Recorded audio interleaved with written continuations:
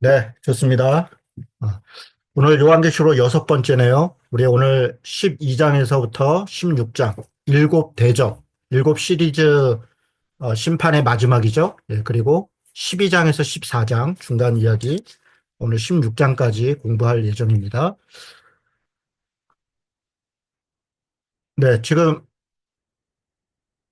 예, 여러분 이게 넘어가고 있나 모르겠네요. 예, 어디 봅시다. 이게 아니네. 다시, 여기네요. 네, 다시 해야겠습니다. 네, 오늘 요한계시록 여섯 번째 12장에서 16장까지 오늘 공부합니다. 일곱 심판 시리즈 마지막 대접이고요. 그리고 중간에 추가되어 있는 12장과 14장까지 공부를 할 예정입니다.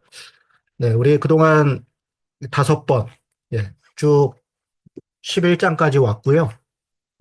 이제 두 번 남았네요. 네, 얼마 안 남았습니다. 16장 15절에 이런 말씀 있네요. 보라, 내가 도둑같이 오리니 누구든지 깨어 자기 옷을 지켜 벌거벗고 다니지 아니하며 자기 부끄러움을 보이지 아니하는 자는 복이 있도다. 요한계시록에는 칠복이라는 게 있어요. 칠복. 그러니까 마태복음에 우리 산상수훈에는 팔복이 있잖아요. 요한계시록에는 일곱 개의 복이 있는데요. 제일 처음에 시작되는 거는 이 말씀을 읽고 듣고 지켜 행하는 자가 복이 있다. 뭐 이렇게 시작을 하는데요. 다 보면 이기는 자, 견디는 자, 뭐 행하는 자, 이런 자가 복이 있다. 이런 내용입니다. 도둑같이 오신다. 종말의 때, 재림의 때 모른다는 거죠. 뭐 마태복음에도 이런 말씀이 있습니다. 데살로니가서에도 있고요. 그런데 계속 언제 온다. 날짜 따지고 마치 자기만 아는 것처럼 은근히 이렇게 말하는 분들이 있으면 다 이단이죠. 최근에는 2030년 안에 반드시 온다. 이렇게 하시는 분들이 있어요. 그래서 이스라엘 지금 전쟁이니까 이스라엘까지 가서 이스라엘 사람들 응원하면서 이제 이게 아마겟돈 전쟁의 그전 징조다. 곡과 마곡의 전쟁이다. 뭐 이렇게 말하면서 이제 5년밖에 안 남았다. 이런 분들도 계시는데요. 5년 후에 또 딴소리 합니다. 분명히. 도둑같이 오신다 그러고요. 깨어서 자기 옷을 지켜서 벌거벗지 않으면 부끄러움을 당하지 않을 거다. 어, 자기 옷을 입었는데 이 옷은 어린 양이 주신 옷이죠. 어린 양의 피로 주신 옷. 그 흰 옷을 깨끗하게 지키는 것. 나중에 이제 19장에서 혼인잔치 때 그 세마포 옷은 옳은 행실이다. 옳은 행실. 그러니까 믿음으로 사는 자, 믿음으로 견디는 자, 그런 자들이 자기 옷을 지키는 자들이다. 복되다. 이렇게 말씀하고 있습니다. 우리 요한계시록 구조 계속 눈에 익히고 있죠. 프롤로그부터 서론, 본론, 결론. 우리가 오늘 본론 마지막이고요. 여기 다음번에 이제 결론 쪽 그리고 에필로그까지 마무리가 되겠습니다. 일곱 시리즈 그동안 이야기했습니다.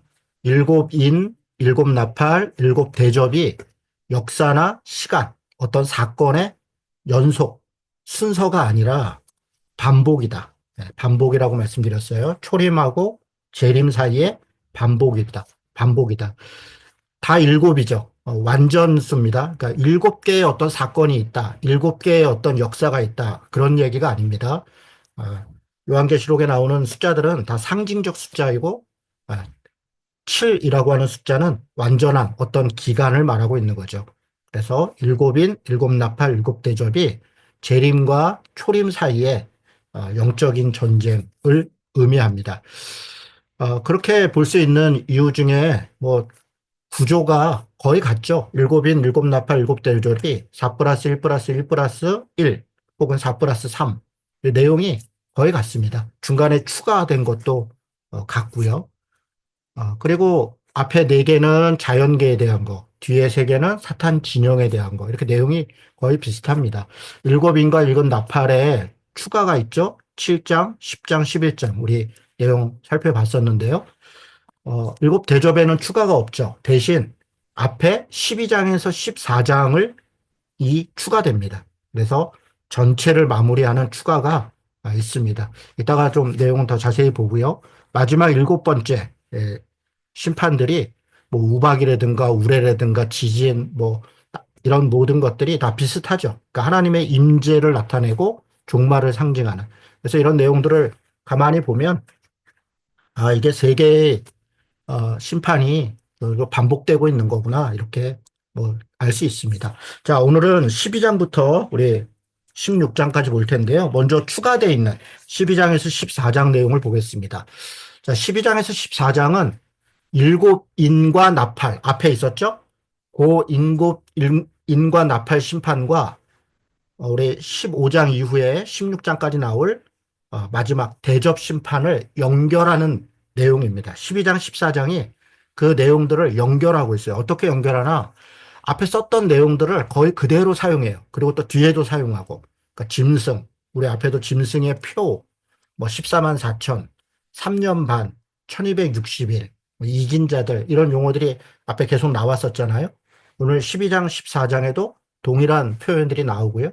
물론 16장에도 나중에 17장에서 19장에도 계속 반복됩니다. 그러니까 용어만 봐도 이게 내용이 계속 반복되고 있구나. 그렇게 알 수 있고요. 그리고 12장에서 14장 추가된 내용은 7장에서 추가됐던 7장 내용이 뭐였어요? 14만 4천. 그리고 셀 수 없는 무리, 구원받은 백성들이었죠. 그리고 10장과 11장에 두 증인, 두 감람나무 혹은 두 촛대, 교회가 어떻게 복음을 전하고 어떻게 고난을 당하고 어떻게 다시 하나님의 은혜의 구원을 받을 것인가 이런 내용들이었죠. 바로 그런 내용들을 다시 반복합니다. 12장, 14장이 보충해서 설명하고 있는 거예요. 그래서 다른 내용이 아닙니다. 그래서 약간의 조금 내용도 좀 첨가되긴 하지만 기본적인 내용은 다 같은 내용입니다. 그래서 구원과 심판, 또 하늘과 땅에 있었던 일들 혹은 하늘에 속한 자, 땅에 속한 자에 대한 이야기입니다. 최종적 구원과 심판에 앞서서 추가하고 보충하는 내용, 그게 12장과 14장의 내용입니다. 자, 내용으로 바로 들어가 보겠습니다. 12장에서 14장은 12장은 용이 나옵니다. 용. 그리고 그 용과 대적하는 여자, 그리고 용과 대적하는 아이, 용과 대적하는 미가엘, 천사장이죠. 이렇게 대적하는 이야기가 나와요. 13장에는 용을 돕는, 용에게 충성하는 두 짐승이 나옵니다. 바다에서 나온 짐승, 땅에서 나온 짐승, 짐승 얘기가 있어요. 자, 14장에는 구원받은 백성, 그리고 악의 최종 심판 어떻게 되는가? 또 용과 두 짐승은 어떻게 되는가? 또 여자와 아이와 또 그 여자와 아이를 따르는 그런 백성들은 어떻게 되는가? 그런 이야기가 14장에 기록되어 있습니다. 그래서 내용은 아주 일관성 있게 되어 있습니다. 뭐 용, 짐승 다 상징적인 이야기죠. 보겠습니다. 12장, 12장 한번 펴보시죠. 크게 세 가지 이야기로 되어 있어요. 1절에서 7절은 아까 얘기한 것처럼 용과 여자와 아이가 대립하는 얘기가 있습니다. 그리고 사실 이 7절에서 끝난 얘기는 13절부터 17절로 바로 이어져요. 그런데 중간에 8절에서 12절의 내용이 추가되어 있어요. 일종의 샌드위치 구조예요. 샌드위치 구조. 인크루즈라 그러는데 수 및 쌍관. 뭐 문학적 기법이라고 볼 수 있죠. 양쪽에 같은 얘기가 있고 가운데 어떤 이야기를 놔서 양쪽 얘기를 좀 더 분명하게 보여주는 뭐 그런 얘기예요. 뭐 내용 보면 금방 이해합니다. 자, 가운데 얘기는 미가엘과 용 얘기고요. 하늘에서 있었던 얘기가 이제 땅으로 이어지는 얘기죠. 그리고 13절에서 17절은 여자와 아이를 따르는 그런 남은 자들, 그러니까 하늘을 따르는 자들과 용의 싸움, 그 결과에 대해서 이야기가 있습니다. 자, 내용 보겠습니다. 자, 12장 1절. 하늘에서 큰 이적이 있다. 해를 옷 입은 한 여자가 있는데 발에는 달이 있고 머리에는 12별이 있다. 자, 일단은 이적이라는 단어가 중요해요. 하늘에 큰 이적이 있다. 이건 기적이 있다. 라는 말로는 조금 부족해요. 미라클이 아니라 세메이온입니다. 세메이온과 미라클이 왜 다르냐면 미라클은 일종의 기적이죠. 그 자체로 뭔가 메시지를 주죠. 그런데 표적은 세메이오는 사인 영어로 그러니까 표지판이라는 거예요. 그걸 통해서 뭔가를 알려준다는 거예요. 그러니까 요한계시록뿐 아니라 요한복음도 사실 그런데요. 요한복음에 있는 7개의 이적, 세메이온, 요한복음의 7 이적 이렇게 되는데요. 요한복음은 의도적으로 표적이라는 단어를 쓰고 공간복음은 기적이라는 단어를 씁니다. 약간 차이가 있어요. 자, 지금 하늘에 큰 이적이 있다. 그러니까 하늘에 어떤 일들이 일어났는데 이거는 뭘 알려주는 사인이야. 이걸 뭘 알려주는 표적이야. 상징이야. 지금 그렇게 이미 말하고 시작하는 거예요. 자, 뭘 보여줬냐? 하늘에 어떤 이적이 있냐? 여자가 있는데 해를 옷 입었어요. 달이 발에 있어요. 그리고 12별에 면류관을 썼어요. 이거 뭘 표적 사인을 뭘 알려주는 걸까? 예, 창세기 37장 9절에 보면 요셉이 꿈을 꿔요. 해와 달과 11별. 자기가 빠졌으니까요. 12 자손을 해서 11별이 절을 한다는 거예요. 처음에 이게 뭔지 몰랐죠? 우리는 알죠. 아, 이스라엘 백성을 야곱의 자손을 통해 이스라엘 민족, 이스라엘 국가를 세우는 걸 말하는 거구나. 일종의 표적이었죠. 그 구약의 이스라엘은 지금 신약의 교회죠. 건물 교회? 아니요. 하나님의 백성들. 그러니까 이 여자는 해와 달과 12별의 관을 썼다. 아, 하나님의 백성들이라는 얘기구나. 그렇습니다. 뭐 복잡할 거 없죠? 그런데 이 여자가 2절에 보니까 아이를 배웠어요. 해산하게 됐어요.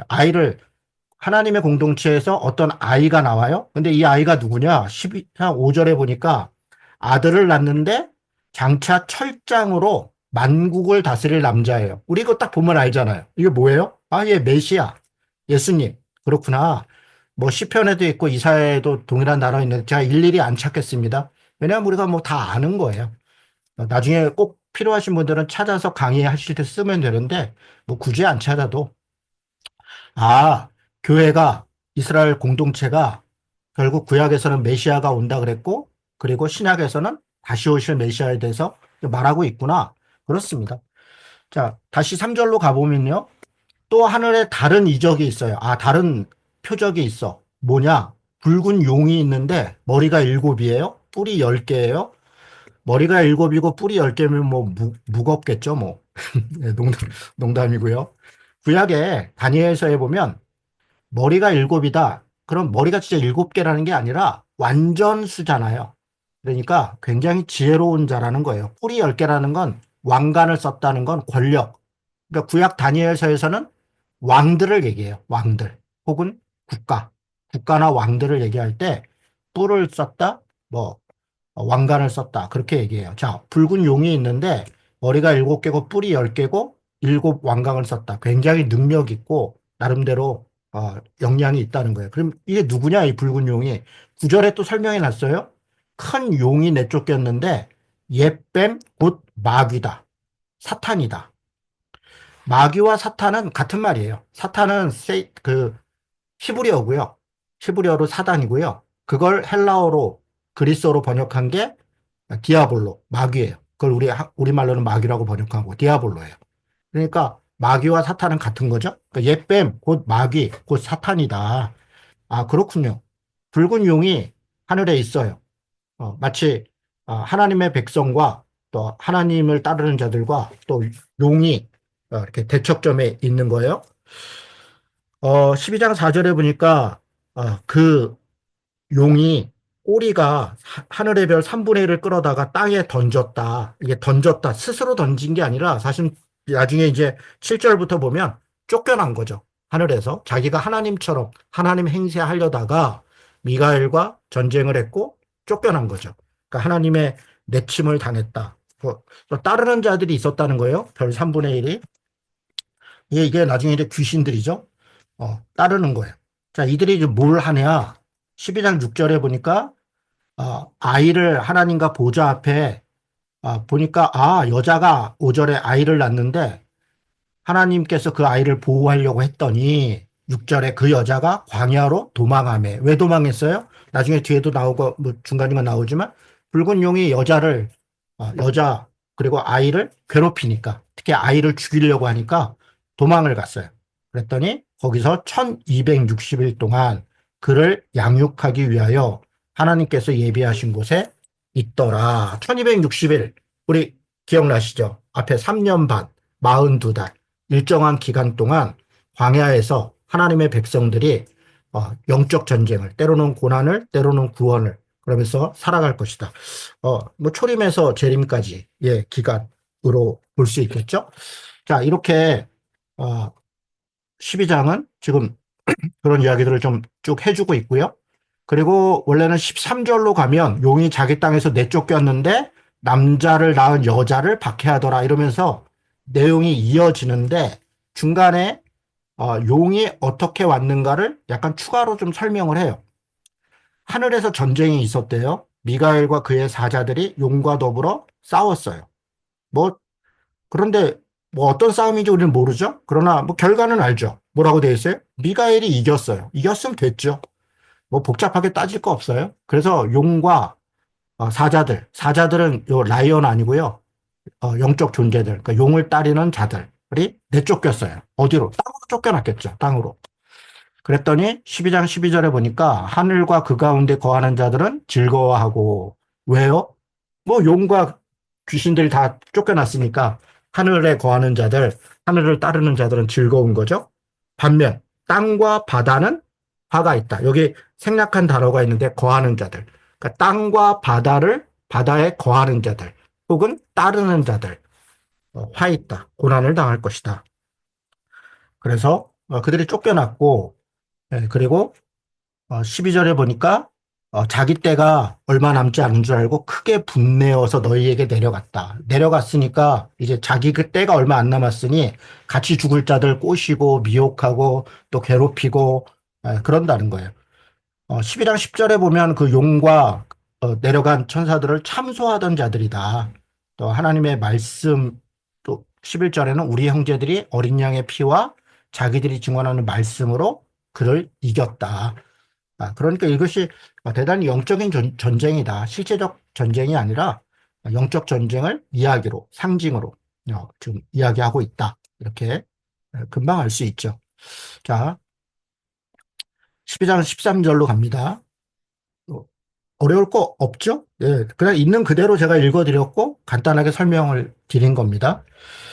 자, 용이 자기 땅으로 내쫓겼어요. 그래서 여자를 박해해요. 교회를 박해하고 믿는 자들을. 그냥 단순히 믿는 자들 이러면 우리 너무 신앙적으로 해석하니까 땅에 속한, 그러니까 하늘에 속한 자들, 땅에 있지만 하늘에 속하고 하늘의 뜻을 따르고 말씀을 따라 살려는 자들. 그게 교회죠. 그게 신자죠. 그러니 당연히 박해를 받죠. 자, 그랬더니 그 여자가 큰 독수리 두 날개를 받아 광야 자기 곳으로 날아갔고 거기서 뱀의 낫을 피하여 한때 두때 반때를 지났더라. 하나님께서 독수리를 통해 마치 이스라엘 백성들을 광야에서 독수리로 뭐 안아서 내가 보호했다 이런 말씀들 구약에 다 있잖아요. 그렇게 하나님이 어쨌든 고난도 있고 싸움도 있고 어려움도 있지만 결국 어느 일정한 기간 지났을 때 하나님이 보호하실 것이다. 보호하신다. 그 기간 동안. 결국 승리한다. 한때 두때 밭때 1260일 일정 기간 할 것이다. 그리고 여자의 뒤에서 뱀이 그 입으로 물을 강같이 토하여 여자를 물에 떠내려가게. 왜 물을 얘기할 거? 왜 바다를 얘기할까요? 구약에서 바다는 짐승, 악의 공간이에요. 사탄의 공간이고. 그래서 창세기 1장부터 흑암이 깊음 위에 있고 하나님의 신은 바다 위에 운행했다. 그러니까 이게 어둠의 공간, 죽음의 공간 위에 하나님이 함께 하셨다. 그런 표현입니다. 왜 그렇게 말할까요? 당시 지중해, 홍해, 바다는 정복되지 않은 곳이니까요. 옛날에는. 그래서 뭐 지금도 제가 요즘 뭐 최근에 폭삭 속았수다 잘 보고 있는데요. 바당, 징글징글한 거죠. 뭐 예나 지금이나 죽음의 땅입니다. 그런데 그러면 생명의 땅은 생명이고 그리고 샘물이 성경에서는 샘물 이거는 생명의 물입니다. 그러니까 바다와 샘물을 비교를 많이 하죠. 자, 어쨌든 용이 바다를 통해서 물을 통해서 삼키려고 그러고 고난을 줍니다. 그랬더니 16절에 땅이 여자를 도와서 그 입을 벌려 용의 입으로 토한 강물을 삼켰다. 하나님이 땅을 통해서 도왔다. 자, 17절에 용이 여자에게 분노해서 돌아가서 그 여자의 남은 자손, 그러니까 여자의 남은 자손이 있다. 이거는 구약의 남은 자들이에요. 믿음을 배반하지 않고 끝까지 신앙을 지킨 자들. 그 남은 자손 누구냐? 하나님의 계명을 지키고 예수의 증거를 가진 자들. 하나님의 계명, 말씀을 따르고 예수의 증거가 뭡니까? 십자가죠. 예수님의 십자가를 믿고 그 십자가의 삶을 나도 따르고 제자죠. 이런 사람들을, 이런 가진 자를 하나님께서 지키신다. 그런데 이 용이 바로 그런 자들과 싸우려고, 더불어 싸우려고 바다 모래 위에 섰더라. 그러니까 하나님의 계명을, 예수의 증거를 지키는 자들의 삶도 간단하지 않아요. 뭔가 치열하고 영적인 싸움이 있어요. 네, 그리고 그 싸움의 내용이 이제 13장에 나옵니다. 그리고 14장은 그 결과를 말하고 있는 거고요. 자, 12장 내용 끝났습니다. 뭐 금방 끝났네요. 자, 이제 13장으로 가겠습니다.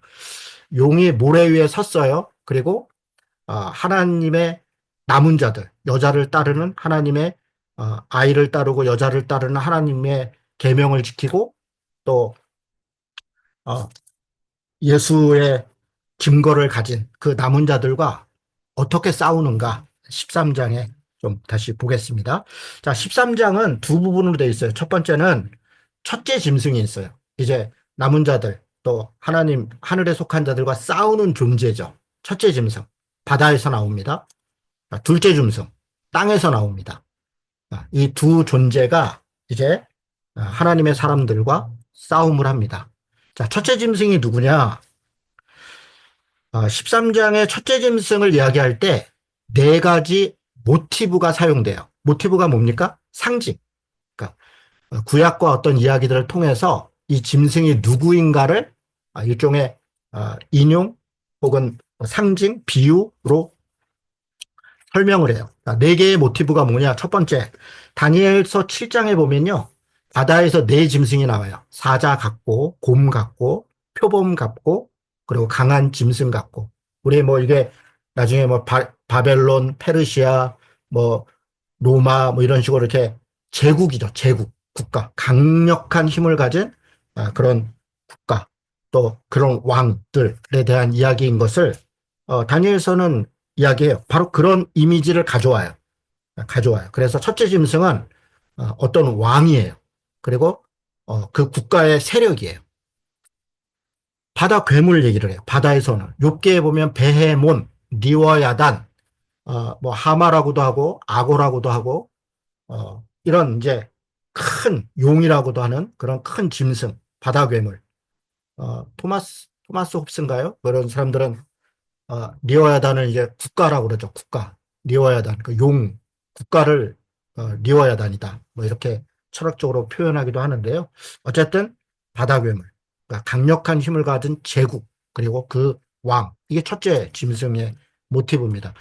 네로 귀환 전설이 있어요. 요한계시록에 곳곳에 나옵니다. 당시에 도미티아누스 황제 때이지만 당시의 사람들은 네로 황제의 그 폭력, 폭압을 로마 사람들도 치를 떨었고 그런데 그 네로가 다시 살아 돌아온다. 유대 사람들은 뭐 더 말할 것도 없고 그래서 네로가 귀환한다는 거 그것은 우리로 얘기하면 그러니까 독재 정권이 일제시대가 다시 시작된다. 뭐 이런 정도의 얘기겠죠. 그래서 네로가 귀환한다. 파르티아를 피신했던 그 네로가 살아서 돌아온다. 라고 하는 그런 모티브가 사용돼요. 자, 마지막 네 번째는 여러분 그 대왕이 알렉산더 왕이 알렉산더도 참 불쌍한 사람이죠. 왜냐하면 그 33살에 죽었나요? 그런데 거의 21살인가 2살에 왕이 돼가지고 모두 다 그냥 한 1, 2년 빼놓고는 다 전쟁터에서 전쟁만 했어요. 온갖 땅을 점령하느라고 뭐 인도까지 갔다는 거 아니에요? 문제는 인도 쪽에서 풍토병으로 죽었다는 거잖아요. 그러니까 위대한 왕이다. 저는 뭐 그렇게 위대한 뭐 땅을 넓혔다. 뭐 글쎄요. 저희 집 애들이 그렇게 사는 거 별로 원치 않습니다. 누구 좋은 일만 했나? 나중에 그 부하들이 땅을 네 개로 나눠서 각자 나라가 쪼개져요. 그래서 본토는 뭐 카산더, 뭐 리시마커스, 뭐 이런 식으로 나눠 갔는데 메소포타미아 지역 쪽은 셀주크스라고 하는 원래는 안티오코스인데 안티오코스 그리고 나중에 셀주크스가 또 뒤집었다가 서로 이제 아삼육이 되는데요. 셀주크스 왕족 그리고 이집트는 쿠톨레미 왕족 이렇게 장악을 해요. 그런데 150년간 전쟁을 합니다. 150년 서로 땅 따먹게 하려고. 그 내용이 어디 써 있나? 다니엘서 11장에 이 150년 전쟁 얘기가 자세히 기록돼 있어요. 바로 그때 이 위에와 아래가 계속 전쟁을 하면 어디가 제일 골치 아픈 거예요? 가운데. 남이 나라인데 남이 나라 전쟁에 가운데 있는 약소국인 가나안 땅, 이스라엘. 여기가 전쟁터가 된 거예요. 그래서 약탈, 겁탈, 뭐 수많은 고통을 당했죠. 그 중에 가장 잔인하게 그리고 종교적으로도 박해했던 사람이 셀주크스의 안티오쿠스 에피파네스 4세예요. BC 146년경쯤에 그 어간에 뭐 예루살렘 성전을 초토화시켰고요. 제우스 신상 뭐 돼지 피를 뿌리고 십자가에 수천 명을 갈아 죽이고 온갖 만행을 다 했어요. 바로 그 사람이 아, 적그리스도 그러니까 거룩한 곳에 더러운 게 서거든 가증한 게 서거든 그게 하나님의 신전에 더러운 우상이 서거든이라고 말하는 그 모델입니다.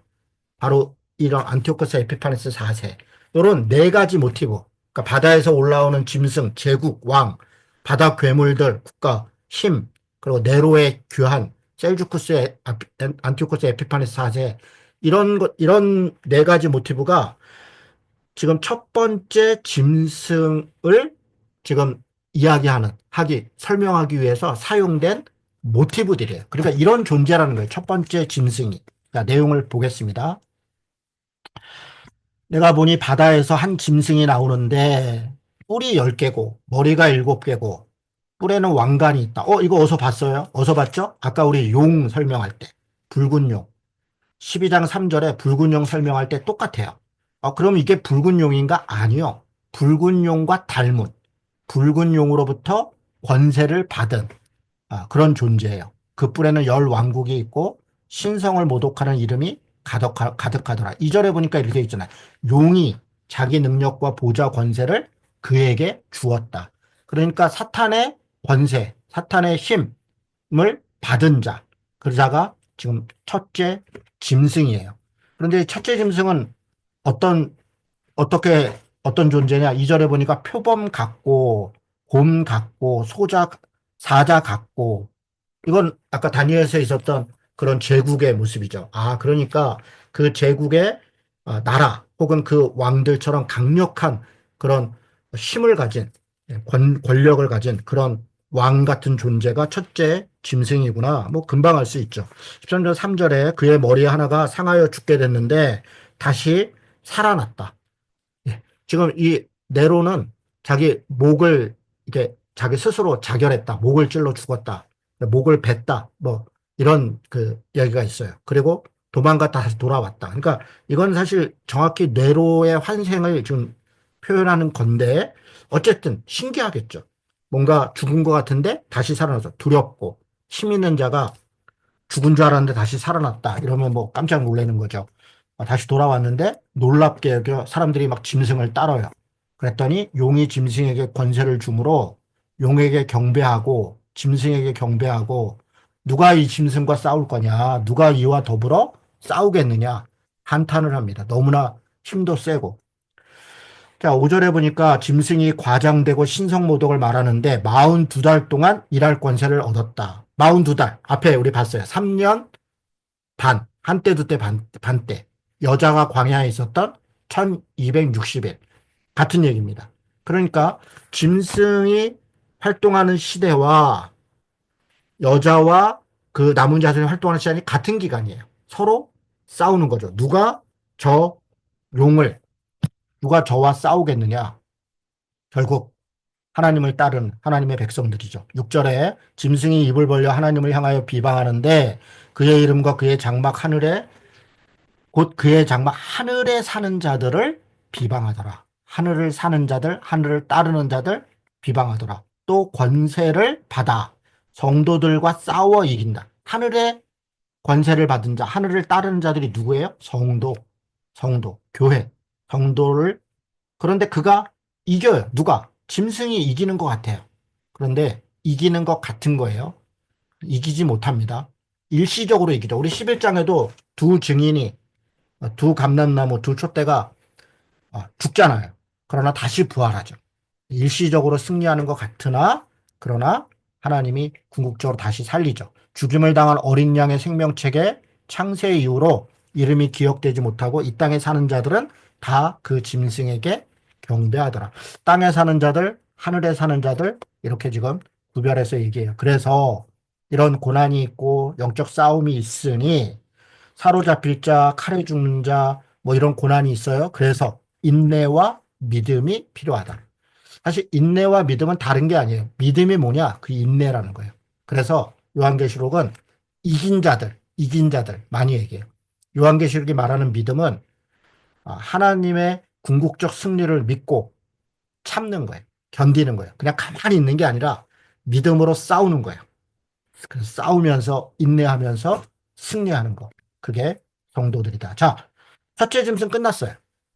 뭔지는 모르겠지만 어떤 어, 나라의 그 제국적 권력 그리고 그 왕의 힘을 가진 자 이런 자가 첫째 짐승입니다. 자, 이제 두 번째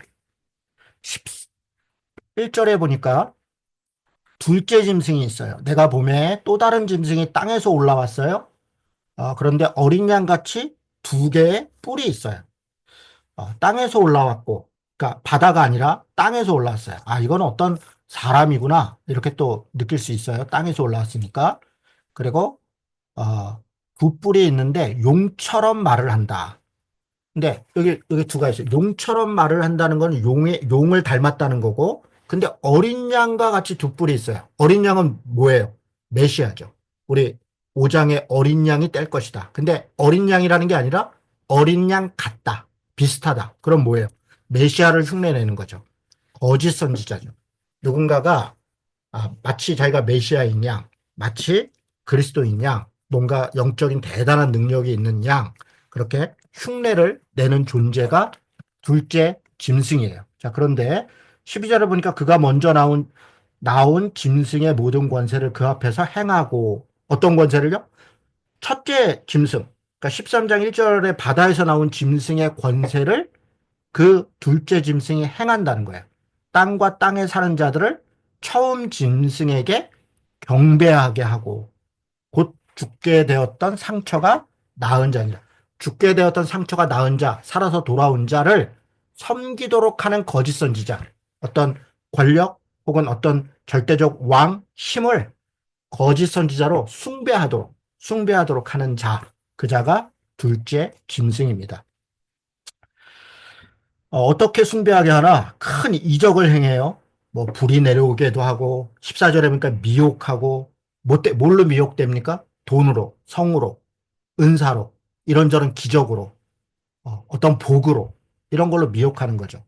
그리고 짐승의 우상으로 말하게 하고 짐승의 우상에게 경배하게 하고 짐승의 우상. 그러니까 앞에 첫째 짐승이 우상이 된 거예요. 그걸 섬기면 너도 돈 받을 수 있어. 너도 권력 받을 수 있어. 너도 이 땅에 잘 살 수 있어. 이렇게 거짓 선지자가 그게 하나님의 복이야. 이러면서 유혹한다는 거죠. 자, 뭐 지금 별로 복잡할 거 없죠? 자, 그러면 16절 그가 모든 자 곧 작은 자나 큰 자나 부자나 가난한 자나 자유인이나 종들에게 오른손에 이마에 표를 받게 해요. 오른손과 이마에. 이거 잘 보세요. 오른손과 이마에 받게 하는 표가 뭔가 여러분 요 그림 한번 보죠. 요거는 신명기에 보면 신명기 6장 6절 6장 5절부터 들으라 쉐마 이스라엘 들어라 이스라엘아 하나님은 주 너희 하나님을 사랑해라. 마음과 뜻과 힘을 다해 사랑해라. 이러면서 내 자녀들에게, 내 민족 사람들에게 하나님 말씀을 손목에 매어 기호를 삼고 미간에 붙여 표를 삼아라. 이걸 트필린이라 그래요. 손에 말씀 하나님을 사랑해라. 몸과 힘과 뜻을 여기다 감고요. 이마에다 감고 이렇게 가슴에 대면서 이렇게 기도해요. 이렇게. 이걸 트필린. 그 문자 그대로 하는 거죠. 우리는 뭐 그럴 필요 없죠.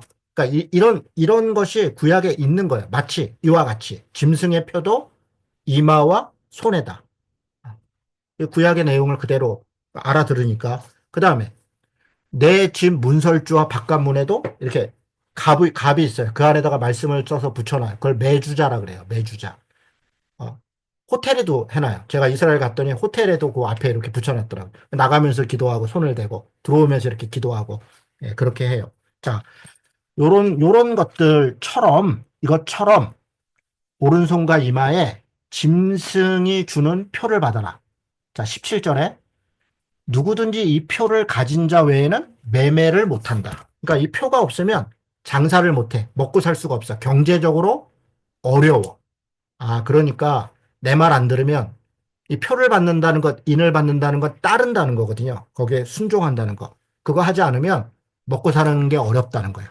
그걸로 유혹도 하고 그걸로 미혹도 하고 한다는 거예요. 그래서 이 표는 짐승의 이름이다. 이 표는 짐승의 이름이에요. 어떤 짐승? 둘째 짐승이요? 아니요. 첫째 짐승의 이름이다. 그러니까 둘째 짐승은 첫째 짐승을 섬기게 하잖아요. 경배하게 하잖아요.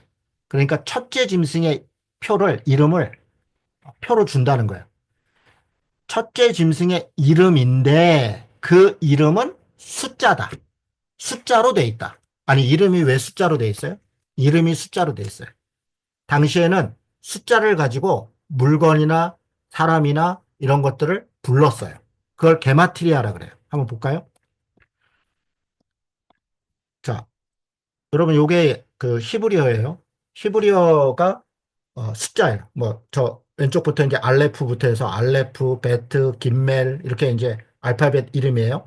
그리고 맨 끝에가 이제 타부라는 건데 22자어가 돼 있어요. 히브리어는 숫자가 없어요. 그러니까 이 알파벳을 숫자로 번역해서 그걸 가지고 숫자로 사용을 해요. 헬라어도 마찬가지예요. 헬라어도 24개인데 다 이렇게 숫자로 어, 해요. 뭐 알파, 감마, 엡실론, 뭐 에타, 맨 끝에가 오메가, 그래서 알파와 오메가라 그러는 거죠. 이렇게 숫자로 해요. 당시에 네로, 시저, 이 네로라는 말을 히브리어로 어, 요렇게 써요. 그러니까 요쪽에서 요렇게 그러니까 맞네. 요쪽에서 요렇게 읽는 거예요. 그러니까 우리처럼 왼쪽에서 오른쪽으로 읽는 게 아니라 오른쪽에서 왼쪽으로 읽는 거예요. 네로를 히브리어로 하면 이렇게 7개의 이 자음 7개로 들어가는데 이걸 다 숫자로 해놓은 거를 하면 이게 666이에요. 그러니까 지금 누구든지 이 표를 가진 자 외에는 매매를 못해. 근데 이 표는 짐승 한 사람의 숫자다. 한 사람이다. 어떤 짐승 한 사람이다. 그 이름은 숫자다. 666을 얘기하는 거고 네로 같은 그런 권력자. 그러니까 네로를 딱 얘기했던 네로와 같은 돈, 권력, 제국을 가지고 사람들을 결국은 현혹하는 땅에 속한 자로 살도록 하는 자. 바로 그 자가 적그리스도인 거죠. 왜 666인가? 7은 완전수니까 불완전한 존재다. 결국 이 땅에 돈과 힘과 권력이 제국이 승리할 것 같으나 실패한다. 심판받는다. 망한다. 하나님의 구원은 하늘에 속한 자, 하나님의 말씀을 따르는 자가 승리한다. 그 얘기를 명확하게 하고 있는 거예요. 뭐 다른 해석의 여지가 없습니다. 자, 이렇게 보면 땅에 속하고 하늘에 속하고 산다는 건 제국, 체제, 경제, 돈, 힘 이런 것과 관련이 있다는 걸 알 수 있어요.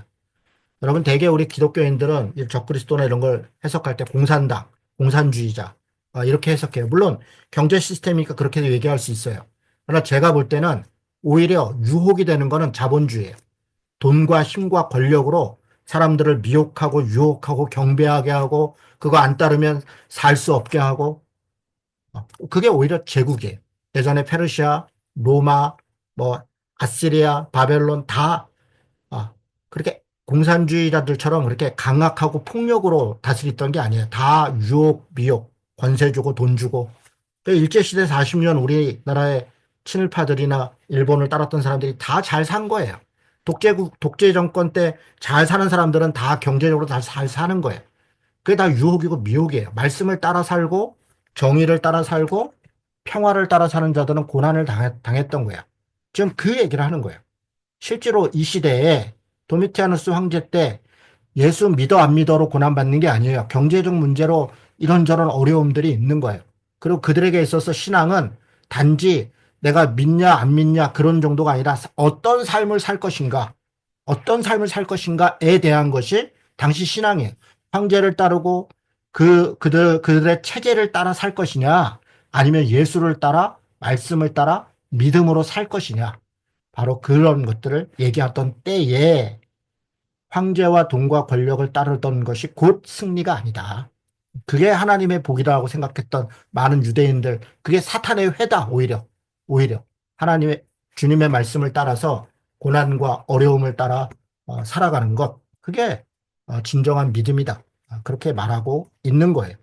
자, 뭐, 다음들 17장부터 19장 볼 때 더 명확합니다. 예, 그때 가서 바벨론 얘기할 때 더 자세히 얘기하겠습니다. 자, 결론, 13장의 결론. 첫째 짐승 누구라고요? 네로. 네로 황제는 그 한 사람만 얘기하는 게 아니라 돈과 권력, 제국, 자본, 뭐 이런 모든 것들의 총화, 경제적인 얘기를 하는 거니까요. 예수님도 어, 만몬, 돈이 우상이다. 하나님 섬길 거냐, 돈 섬길 거냐. 사실 신약 성경에 예수님이 말한 거의 유일한 우상은 돈이에요. 돈입니다. 만몬입니다. 나머지는 다 신이 아니다. 오히려 귀신들은 쫓아내면 다 쫓겨난다. 근데 돈은 못 쫓아내는 거예요. 그래서 네, 뭐 더 이야기 길어지면 자, 첫째 짐승, 둘째 짐승은 땅이다. 땅에서 나온 둘째 짐승은 거짓 선지자다. 이런 돈과 권력과 내로와 힘을 섬기도록 하는 자. 마치 예수님처럼 기적도 행하고 그게 일종의 종교적 역할을 하면서 하는 거. 그래서 종말론자들은 세대주 종말론자들은 첫째 짐승은 세계 정부고 힘이니까 둘째 짐승은 종교 통합이다. 거짓 종교다. 옛날에는 가톨릭이라 그랬는데 거짓 종교다. 이렇게 얘기하죠. 그러니까 다 근거 있게 말하는 거야. 그러나 번지수가 잘못된 거죠. 자, 용은 뭐예요? 사탄 마귀다. 나중에 17장부터 바벨론이 나와요. 그건 뭘까? 그때 가서 보겠습니다. 음료는 뭘까? 그때 가서 다시 보겠습니다. 자, 14장. 이제 우리 아까 12장에서 용과 여자아이 대립을 봤어요. 그리고 그 여자아이를 따르는 남은 자손들과 용이 바다 모래 위에서 전쟁을 하려고 있었던 거, 이게 12장이었어요. 13장에는 그 용의 실체, 용이 부리는 두 짐승, 첫째 짐승, 둘째 짐승, 하나님의 사람들, 성도들과 싸우고 있는 그런 장면들을 봤어요. 이제 14장은 그 결과, 그 싸움이 어떻게 됐는가. 14장 1절에서 5절은 승리한 자들, 하늘을 따르는 자, 성도들, 구원받은 백성, 14만 4천. 이거 우리 7장에 나왔던 거 다시 보충하는 거고요. 6절에서 20절은 종말의 최후의 심판. 그 용 어떻게 됐냐. 그 짐승놈들 어떻게 됐냐. 그 짐승을 따르던 땅에 속한 자들 어떻게 됐냐를 이야기하는 게 14장의 뒷부분 얘기입니다. 자, 내용 바로 보겠습니다. 14장 1절에 내가 보니 어린 양이 시온산에 섰다. 여러분, 이거 어린 양이 시온산에 섰다. 이거 아까 뭐하고 대비되는 줄 알아요? 용이 바다 모래 위에 섰다. 지금 딱 싸움의 장면이죠. 뭐 싸워봐야 뭐 게임이 안 되는 거예요. 섰는데 그와 함께 14만 4천이 서 있다. 구원받은 자들이 이미 하나님과 함께 한다. 자, 이마에 어린 양 이름과 그 아버지 이름을 쓴 것이 있더라. 짐승의 표를 받지 않고 오히려 말씀, 십자가의 표를 받고 그 말씀을 따라 사는 자들이더라. 그게 14만 4천이더라. 7장 4절에도 14만 4천 명, 14만 4천 부족? 아니요. 12 곱하기 12 곱하기 1000. 완전한 구약과 신약의 모든 하나님의 백성들. 하나님과 어린 양에 속한 자들은 하나님이 완전히 구원하신다. 자, 뭐 복잡할 내용이 없어요. 자, 6절부터 보겠습니다. 그러면 악한 자들 어떻게 됐나? 심판의 시작이 드디어 시작되죠. 다른 천사가 공중에 날아가는데 땅에 거주하는 자들, 곧 모든 민족과 종족과 방언과 백성에게 전할 영원한 복음을 가졌더라. 복음이에요. 그래서 좋은 소식이에요. 듣고 돌이키면 기회가 있어요. 그러나 그렇지 않으면 다 망하는 거예요. 그래서 7절에 보니까 그 음성으로 일단 하나님을 두려워하며 그에게 영광을 돌려라. 심판의 시간이 됐다. 그러나 돌이키지 않아요.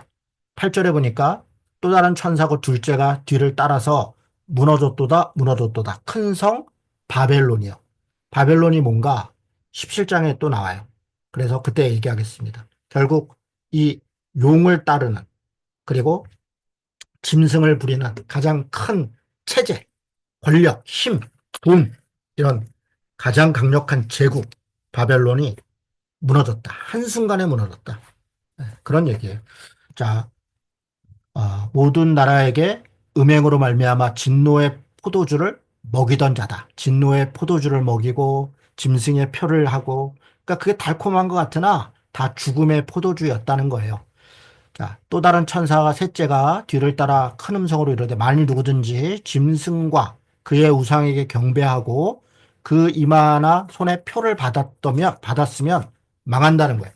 우리 옛날에 뭐 바코드, 뭐 베리치, 뭐 요즘은 뭐 AI, 뭐 요즘 뭐 이런 게 다 무슨 표다 그런 게 아니에요. 물론 경제적인 관계 있지만 그거 받는다고 나쁜 짓 하는 게 아니에요. 나쁜 체제로, 나쁜 것으로 돈과 권력이 최고인 줄 알고 살아가는 것, 그게 표예요.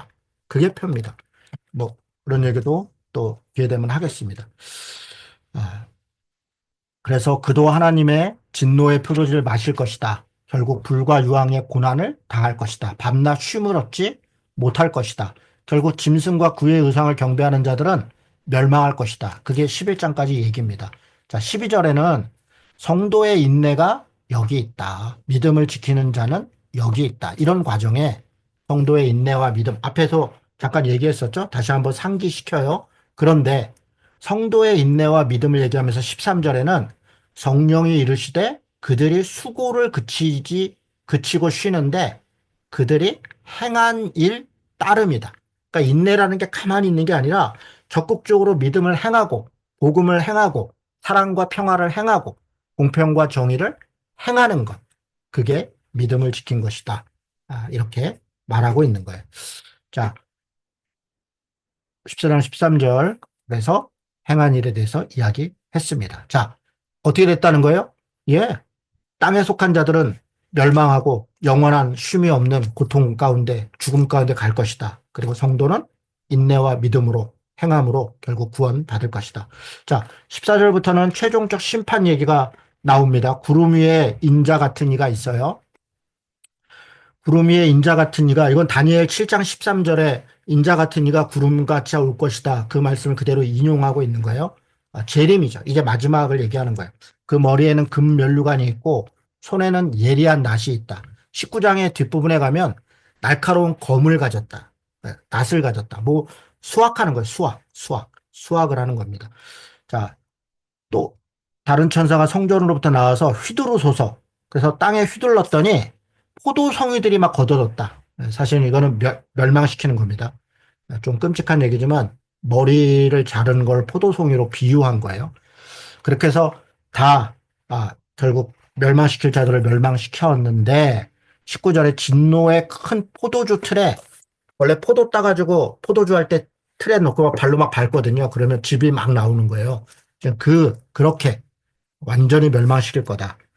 큰 포도주 틀, 그 틀을 밟으니 틀에서 피가 나서 말 굴레까지 닿았는데 길이가 얼마냐? 그 쭉 멸망의 길이가 1600 스타디온이다. 1600 스타디온은 4 곱하기 4 곱하기 10 곱하기 10이에요. 4는 사방이에요. 사방.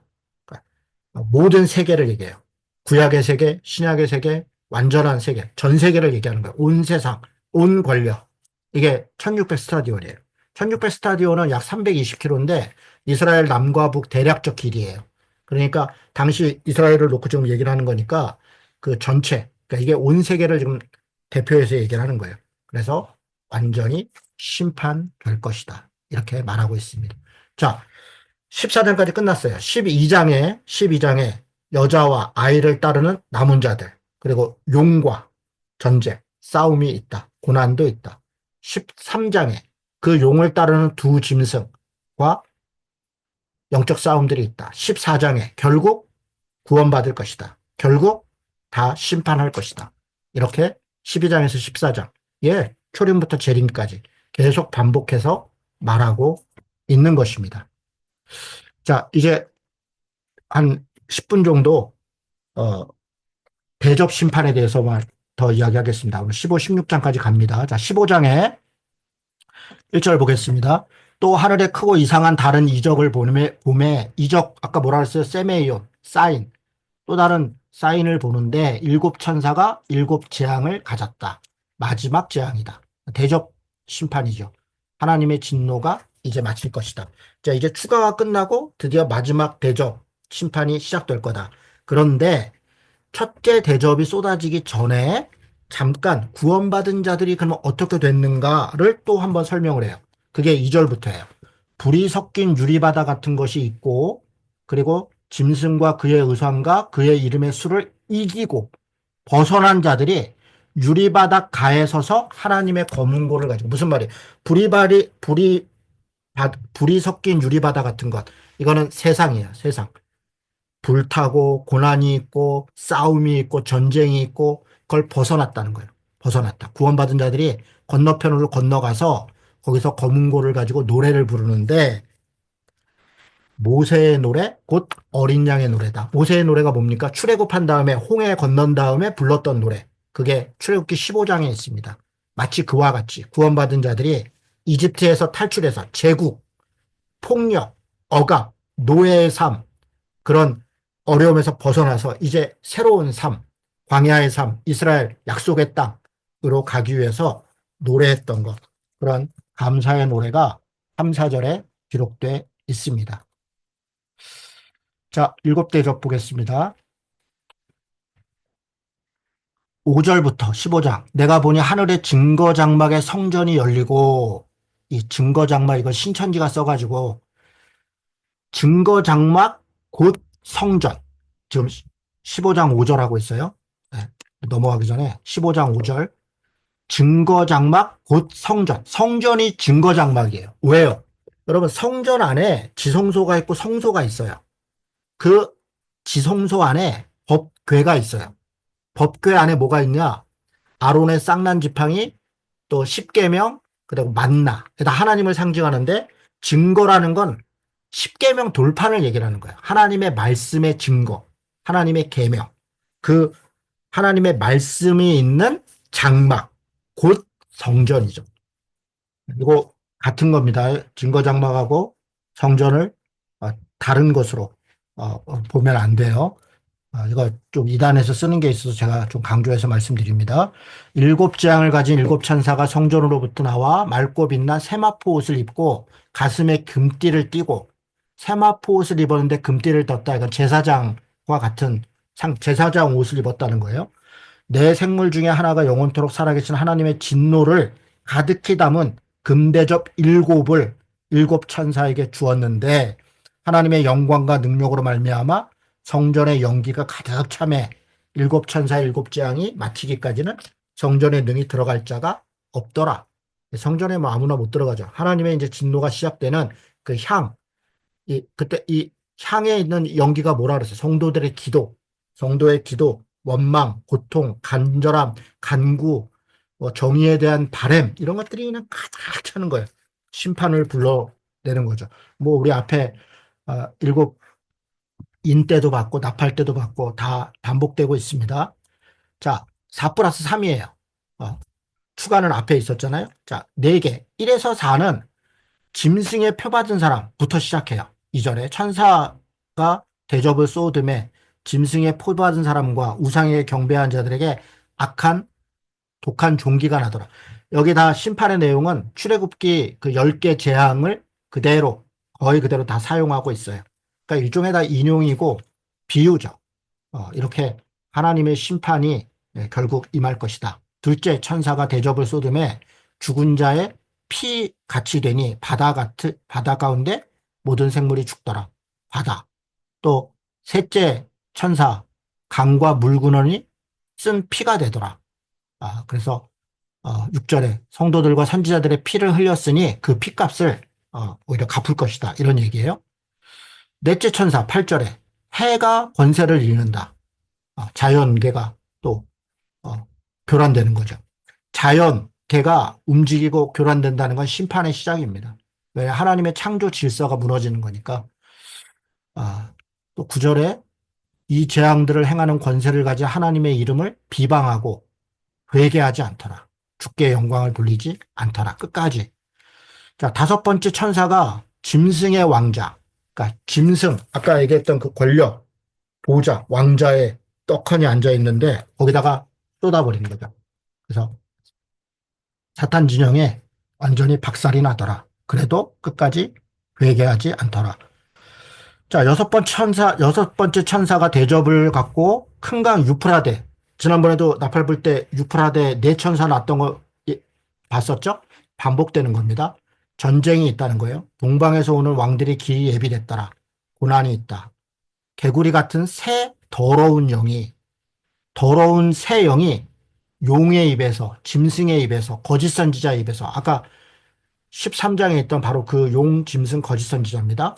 입에서 더러운 귀신들이 나오는데 14절 그들은 귀신의 영이라 이적을 행하고 온 천하 왕들에게 가서 하나님 곧 전능하신 이 큰 날에 있을 전쟁을 위하여 그들을 모으더라. 아까 13장에서 용이 짐승과 거짓 선지자에게 권세를 줘서 성도들과 싸웠잖아요. 영적 싸움을 했잖아요. 지금 사실 그 얘기를 다시 반복해서 하고 있는 거예요. 새로운 다른 전쟁을 얘기하는 게 아니에요. 마치 뭐 마지막에 또 다른 전쟁이 있다 그런 의미가 아니라 초림에서 재림 사이에 어떤 영적 전쟁들 지금 반복해서 이야기하고 있는 거야. 보라 내가 도둑같이 올 것이다. 누구든지 깨어 있어라. 그 싸움에서 깨어서 깨끗한 옷을 옳은 행실로 인내로 참는 자는 반드시 복이 있을 것이다. 자, 새 영이 16절에 히브리어로는 아마겟돈이라 하는 곳에 왕들을 모을 거다. 그러니까 전쟁의 장소가 아마겟돈이라는 건데 아마겟돈 전쟁 뭐 나중에 천년왕국 후에도 잠깐 나와요. 그때도 다시 반복되는 건데 그때 또 설명하겠습니다. 아마겟돈이라는 말은 하르 무깃도예요. 그러니까 아마겟돈이라는 건 아람식 발음이고요. 하르 무깃도가 히브리식 발음이에요. 무깃도 산이라는 거예요. 근데 산에서 무슨 전쟁을 해? 산에서 전쟁하는 게 아니라 그게 일종의 전략지예요. 그 무깃도 밑으로는 다 평지예요. 거기가 일종의 전쟁터예요. 한번 볼까요? 자, 여기 보세요. 지금 이 그림을 보면 왼쪽에 보세요. 무깃도가 어디 있냐면 무깃도가 여기 있어요. 여기.